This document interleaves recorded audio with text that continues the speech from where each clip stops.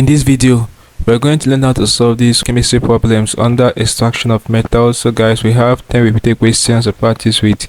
In this video, let's get started. The first question I have here says, aluminium is extracted by electrolysis from, we have cryolite, basalt, kaolin, duralumin. So the right answer is option B, which is basalt. Very important, guys. The next repeated question will be this one.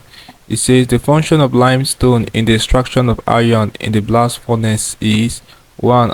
Option A, generation of heat for the process, conversion of iron 3 to iron 2 compounds, decomposition of the iron ore, removal of the earthly impurities. So the right answer is option D, which is removal of the earthly impurities. Very important, guys. Take note of this question.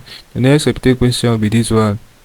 It says pig iron is brittle because it contains calcium triosilicate. 4. Undecomposed limestone, a high percentage of carbon as impurity. Unreacted hematite. So the right answer is option C, a high percentage of carbon as impurity. That's it for this question. The next repeated question will be this one. It says during the extraction of iron, the limestone fed into the blast furnace produces calcium oxide, which removes earthly impurities. Yes, the right answer is option A. Alright, so take note of this question as well. The next repeated question will be this one. It says aluminium is extracted from, so I think we're going to answer this question basalt, option A. Next question will be this one. It says seashells contain mainly calcium carbonate.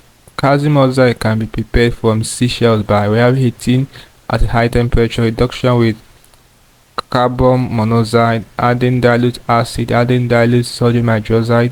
The right answer is option A, heating at a high temperature. Alright, so that's it for this question. The next repeated question with this one. It says metals can be extracted from their ores by a process involving reduction. Alright, option A, guys. Take note of this question as well. Very important. Oftentimes it gets repeated. The next repeated question will be this one.